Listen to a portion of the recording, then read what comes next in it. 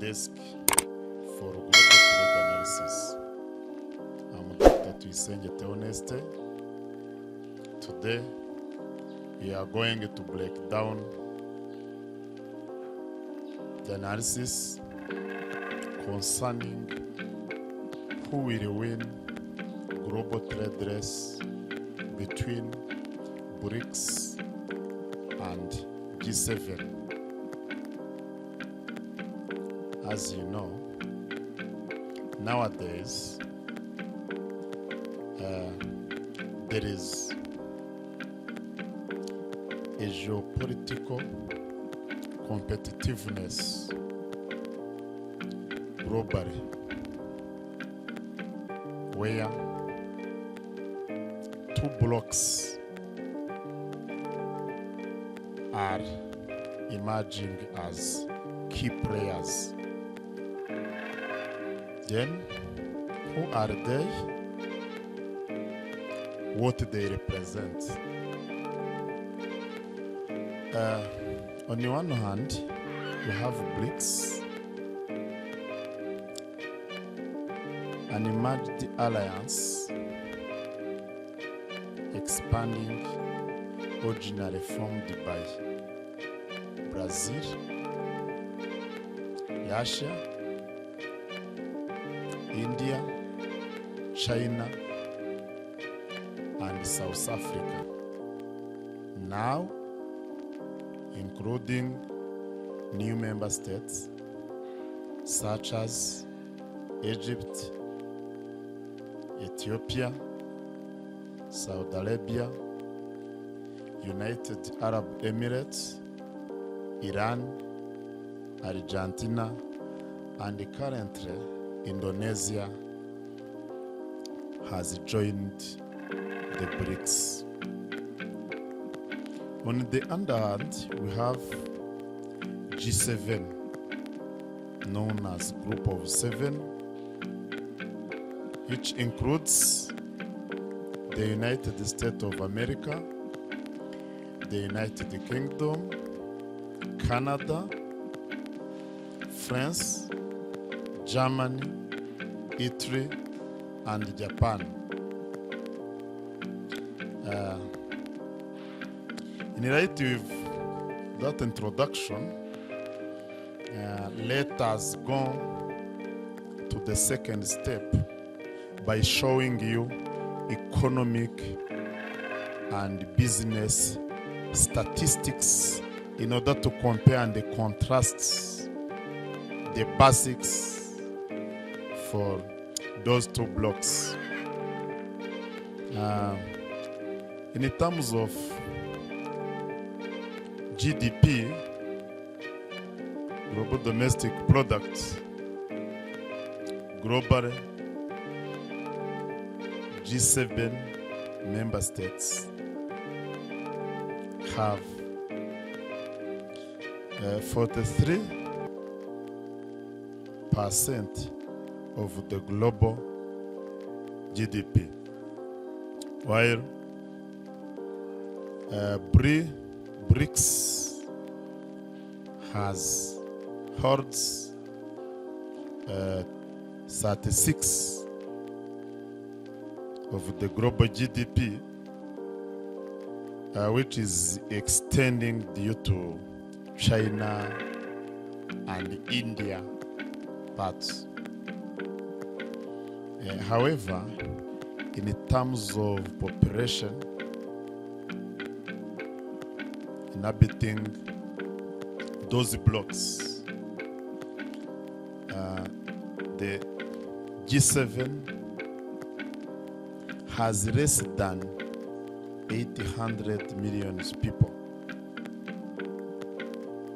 In contrast, BRICS accounts more than 3.5 billion people. This larger population emanates from the population of China and India, who overwhelmingly each have more than 1 billion. However, in terms of natural resources. The BRICS member states have more than 65% of reserve in terms of oil reserve, in terms of fuel, in terms of forests and lithium.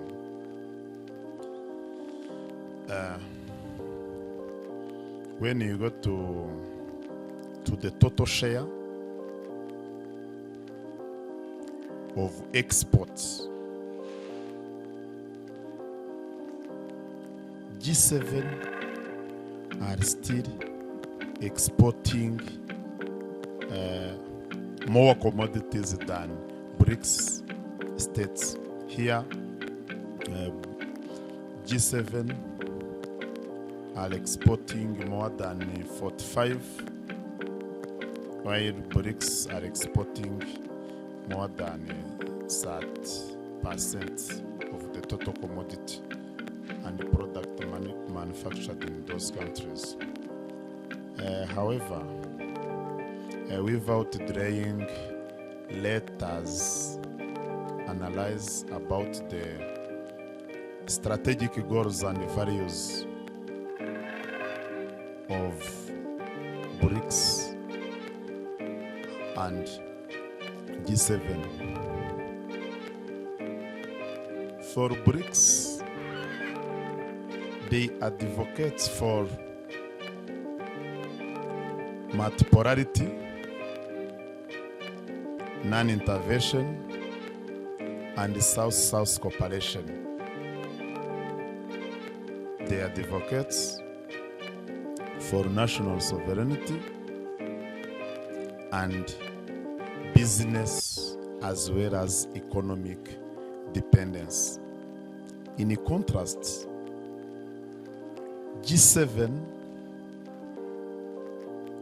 are emphasizing on a Western-led liberal style of economy and business, where they champions for liberal democracy, human rights, free trade, or open market, and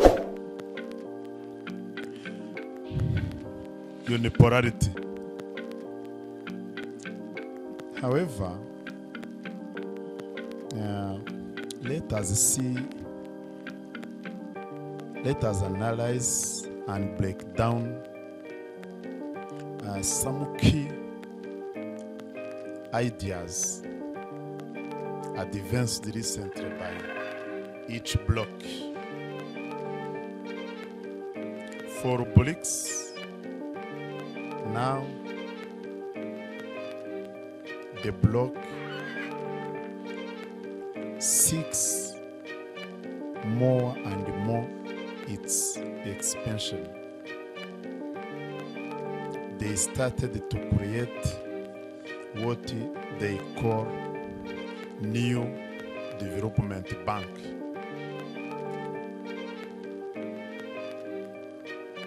They are discussing about adopting single currency, what we call BRICS settlement currency, and they are now engaging in establishing the contingent reserve currency. They are attempting to fortify South-South cooperation as well as regional blocs. On the other hand, countries from G7 group, this G7 bloc, are trying to find responses to this extension of BRICS member states. Among responses taken by G7 member states include reshoring and shoring friendly manufacturing sector. Secondly, G7 member states are attempting to trade only with partner and reliable states. Thirdly, they attempt to adopt more sanctions against BRICS member states such as Russia and Iran. Recently and more, in the past decades, most of such sanctions have been taken against Russia and Iran.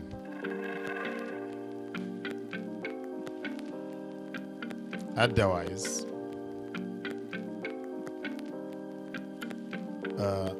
these G7 member states attempt to defend and fortify their trade dominance globally. However, let us go to key concluding remarks based on the aforementioned synopsis we have provided to you. I have maintained 3 key points. The first one, I've realized that till now, G7 continue to dominate global trade and international economy, but it is adopting slowly a multipolar oriented system. The second key point is that BRICS member states or bloc are emerging as a bloc with the intention to adopt multipolarity system, to create new development bank, to adopt single currency, and to use the local currency for international trade and international economy. And they advocate for reform in international financial and trade institutions. Here we say the World Trade Organization, International Monetary Fund, World Bank, Organization of Economic Cooperation for Development, and as well as NATO, North Treaty Organization. Finally, the last key point you must keep in your mind is that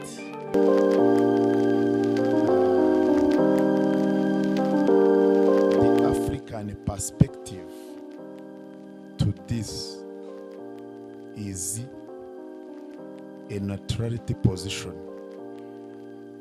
because the address of Africa to have a permanent seat in the G20 emanated from the advocacy done by BRICS. Some infrastructural developments, roads, are also the results of partnership between BRICS states and the African states. However, they continue to cooperate with G7 in terms of accessing support and financial aids, but with conditionality originated from the Bretton Woods institutions. However, as a concluding remark, I remind you that either BRICS, bloc, either G7, the global trade race will be won by a bloc which will be able to shape the future neutrality and reliable trade as a partner with other member states or group of countries in the future. Thank you. If you are interested,